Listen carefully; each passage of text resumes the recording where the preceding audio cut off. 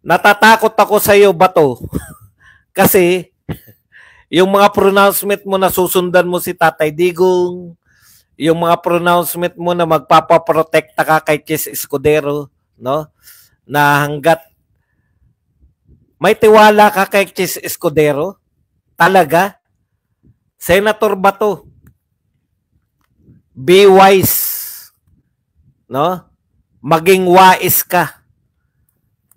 Sasabihin mo kay Chis Escudero, protektahan siya habang may Senate na ang Senado ay in session, poprotektahan ka ni Senator Escudero.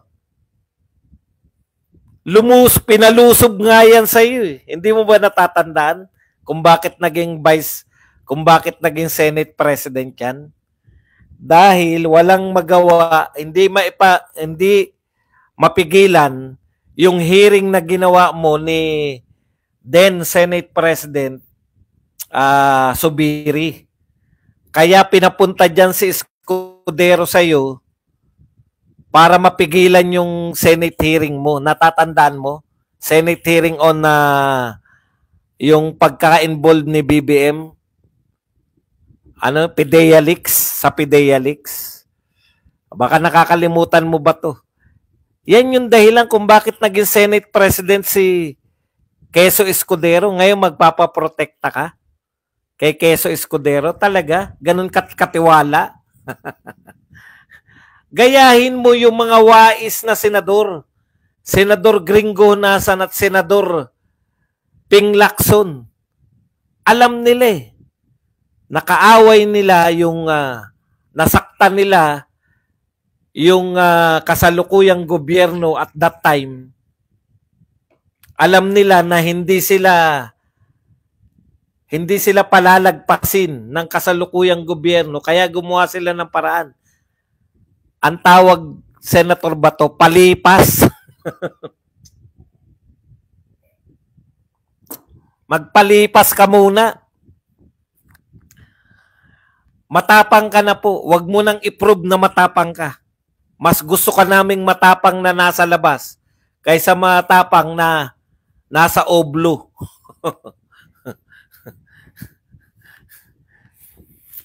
Sinabi na po ni Tatay Digong, no? Ito na yung sinasabi niya na hindi niya aatrasan, siya mananagot. Ayan, nakita niyo naman. Meron bang panghinayang sa mga ginawa niya? Nagwawala ba si Tatay Digong? Hindi. Baka yan pa maghatid. baka si Chis pa maghatid sa'yo. Gusto nyo pang ulitin. Alam nyo, ang mga pahayag nila ngayon, may mga isusunod pa daw na dadakipin. Tinukoy si Albayalde at saka to si Bato. Pag kayo, tinukoy na kayo at huwag kayong maniwala. Ako hindi ako naniniwala eh. Kasi ICC, kung sarili nyong patakaran, kung sarili nyong yung anong tawag dito? Yung sarili na ninyong paraan ng pagdakip ay hindi nyo pa susundin. Dapat yan ibalik nyo si President Duterte dito para sariling rules. Sarili nyo rules, ayaw nyong ano maasahan namin? Ayaw ninyong ipatupad. Ang linaw sa rules nyo eh, na dito muna yan sa local court.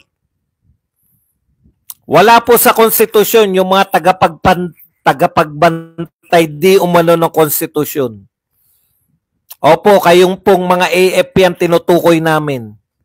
Sabi kayo na sabi, you protect constitution, di ba? Pinoprotektahan nyo yung konstitusyon.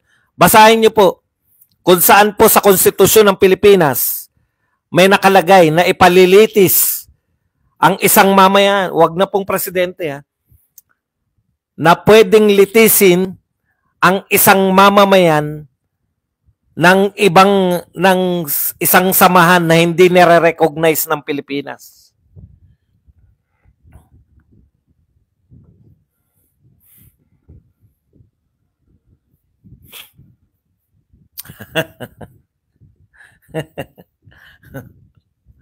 Local court na ba natin yan?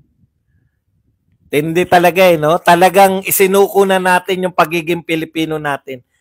Laban kayo ng laban, sabi kayo na sabi. Pagtanggol. Ipagtanggol ang soberenya ng Pilipinas. Ipagtanggol ang Pilipinas. Mga dagat.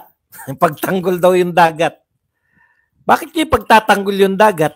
Para saan? Para sa mga mamamayang Pilipino.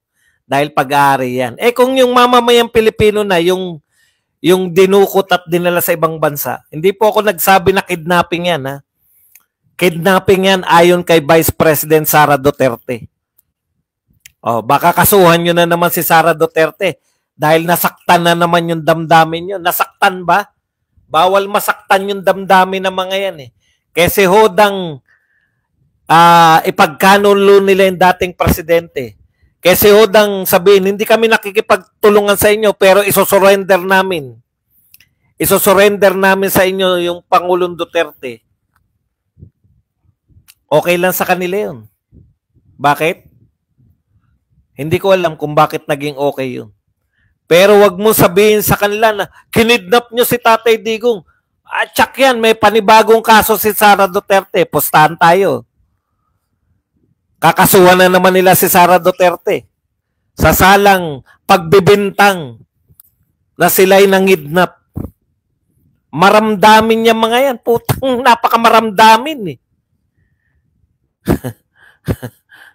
Sila na yung nag-traitor. Sila pa yung nasaktan. Kawawa naman kami. Sinabihan kaming mga kidnapper.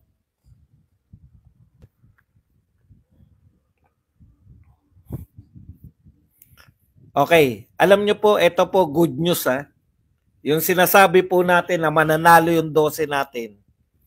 Malapit na po sa katotohanan. Tignan nyo po ang latest. Wala na tayong tiwala rito sa mga survey na to. Pero sabihin po natin, sa Pulse Asia, ito po, ginanap tong tinanong sila February 2026. Wala pa po tong issue kay Pangulong Duterte. February 20 to 26, no? Ginanap po tong Pulse Asia survey. Naungusan na po ni Bongo. Kandidato po ni Pangulong Duterte.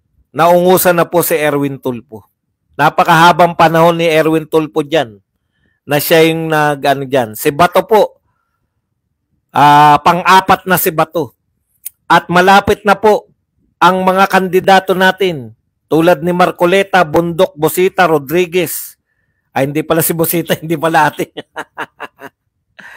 Ayan na po, kasunod na po. Philip Salvador. Sino pa ba itong mga to? Ay nangunguna pala ron sa mga yon. Si Salvador, Marcoleta, Bundok, Rodriguez, Lambino, Kibuloy, Hinlo. Wala pa po itong pagdakip, pagkidnap kay Pangulong Duterte. Noong 2026, purely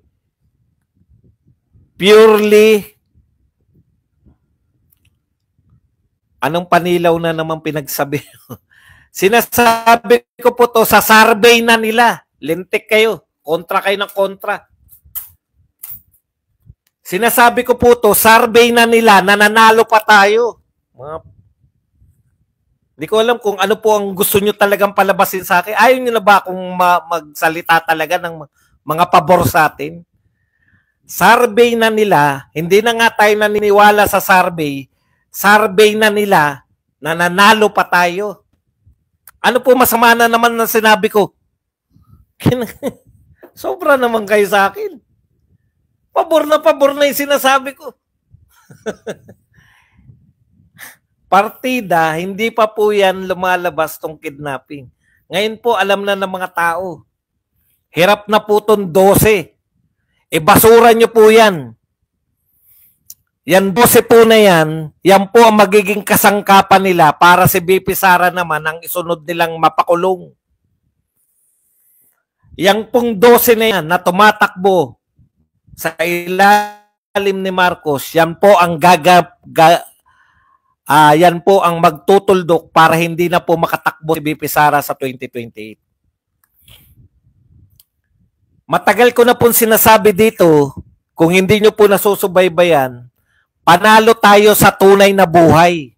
Katunayan, lahat ng puntahan ni Duterte, ni Sara Duterte, ni Tatay Digong, pinagkakaguluhan sila. Sa tunay na buhay, matagal na tayong nanalo. Papasok po, straightan. Matagal ko na rin sinasabi na matatalo lang po yung kandidato natin pag hindi tayo nag-straight. Ngayon, ang sinasabi ko, maski sa kanilang pa-survey, survey na nila to. Hindi na tayo naniniwala sa survey. Nananalo pa rin tayo. Ganun po, hindi na po mapipigilan. Kung mayroon pong sakripisyo si Tatay Digong na ginawa. Sakripisyo po to para manalo yung kanyang mga kandidato. Dahil galit po ang maraming Pilipino ngayon. Galit po ang mga Pilipino sa ginawa nila kay Tatay Digong na imbis na ipagtanggol. No? O ngayon kayo mag-survey. Ngayon kayo mag-survey kung sino mananalo. Okay.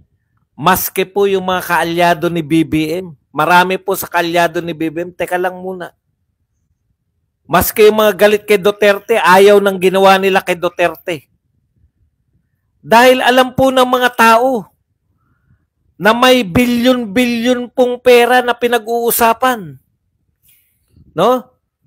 Supreme Court na po ang nag-expose sa kanila. Hindi na po ang mga Duterte candidates. Supreme Court na po ang nagsasabi na, eto, bakit nyo to? Transfer. Etong pera ng PhilHealth.